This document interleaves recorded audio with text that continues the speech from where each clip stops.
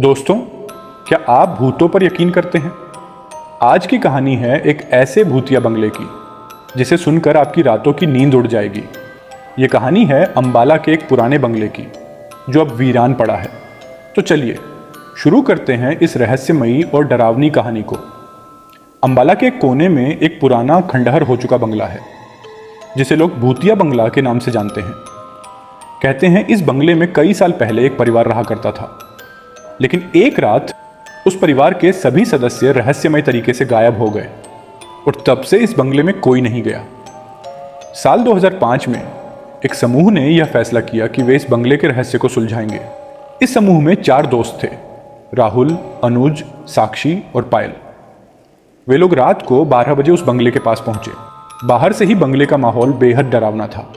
खिड़कियों के शीशे टूटे हुए और दीवारें सीलन से भरी हुई थीं। चारों ने हिम्मत जुटाकर बंगले में कदम रखा। अंदर का दृश्य और भी भयानक था। हर जगह मकड़ियों के जाले और धूल की मोटी परत जमी हुई थी। अचानक एक दरवाज़ा खुद ब खुद बंद हो गया, जिससे उनकी सांसें थम गईं। राहुल ने कहा, हम सबको साथ रहना चाहिए, यहाँ कुछ अजीब हो रहा है।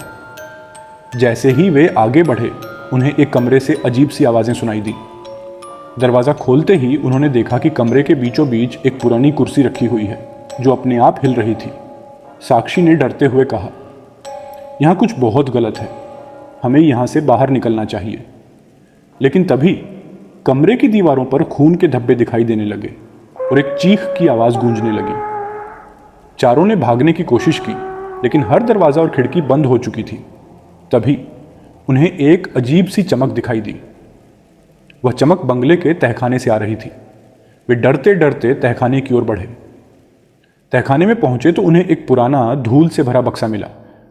बक्सा खोलते ही अंदर एक पुरानी डायरी और कुछ तस्वीरें थीं। तस्वीरों में वही परिवार था जो कई साल पहले गायब हो गया था। डायरी में लिखा था, हमारा परिवार इस बंगले में कैद है, हमारी आत्माओं को मुक्ति चाहिए। इतना पढ़ते ही चारों समझ गए कि उस परिवार की आत्माओं को शांति नहीं मिली है और वे यहाँ भटक रही हैं।